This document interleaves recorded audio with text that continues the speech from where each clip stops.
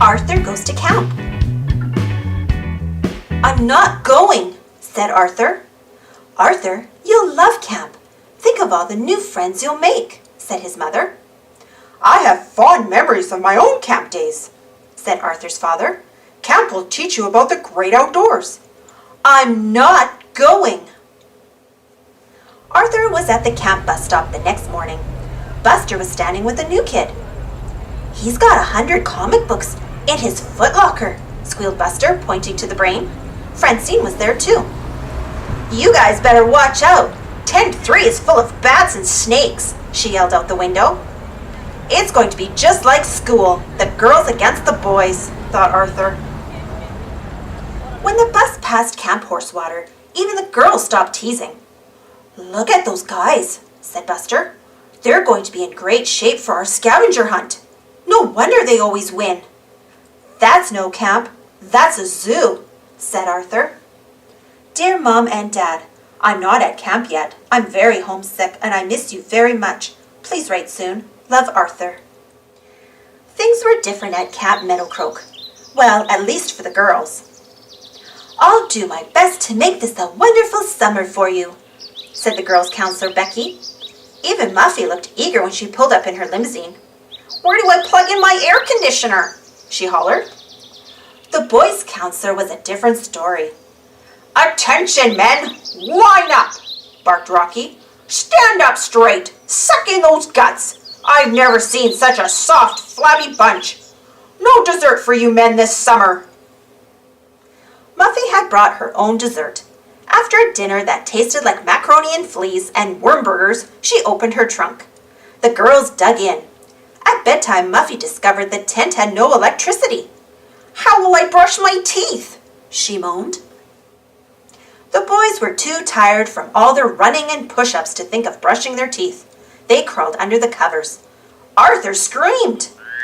Amphibians! How fascinating, said the brain. No, they're frogs, said Buster.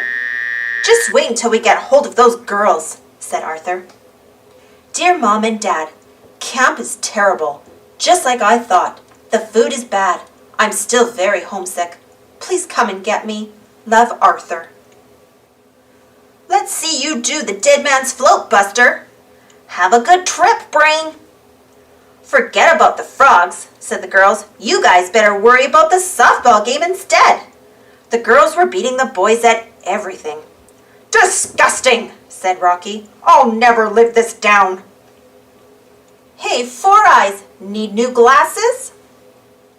In fact, all that week the girls were great campers. They built campfires, pitched tents, tied knots, identified plants. All the boys could find was poison ivy.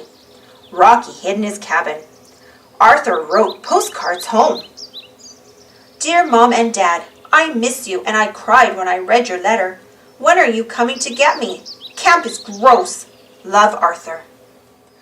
Arthur had a lot to write about. The frogs in his bed were bad enough, but now really weird things were happening.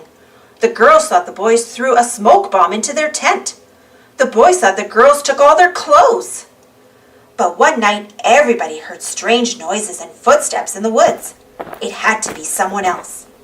Dear Mom and Dad, this place gives me the creeps. I've got to get out of here. Love, Arthur. Everyone was too scared to tell ghost stories. We have to do something, said the brain. Let's stand watch tonight and find out what's going on. So that's it! Camp Horsewater, whispered Buster. They've been trying to scare us all along. Don't worry, we'll fix them tomorrow at the scavenger hunt, said the brain. I've got a plan, but we'll need the girls' help. Arthur had a plan too. He decided to run away. Dear Mom and Dad, I decided not to wait for you to come and get me. I think I can remember how to get home. Love, Arthur. Welcome to the annual Meadowcroak Horsewater Scavenger Hunt. The next morning, Becky read the list of things to find. And be back at sunset, she said. The brain nudged Francine. Time for phase 1 of the plan, he whispered. Watch out for bears. The woods are full of them, she yelled to the Horsewater kids. They just laughed. Nobody noticed Arthur sneaking away. Everybody was in the woods looking for things. Strange noises started coming from the bushes. Suddenly, a huge furry animal burst from the underbrush. A bear! Hollered Muffy and Buster and Francine, trying not to giggle. When the Meadow Croak team started hunting again, the bear helped too. How can you wear this coat, Muffy? The Brain's voice floated out from the fur. It's so hot. It's never too hot for mink, Muffy grinned. Our plan really worked, but we still haven't found a flashlight. And has anyone seen Arthur? Said Buster. It doesn't matter if the Horsewater team never comes down from the trees. We can't win if we don't have everything, groaned Francine. Meanwhile, it was getting dark and Arthur was lost. He heard strange noises. Were they footsteps? Arthur reached into his backpack for his flashlight. He snapped it on. A flashlight! We won! 3 cheers for Arthur! Dear Mom and Dad, the scavenger hunt was great. Camp is great. I want to come back next year. Love, Arthur. The end.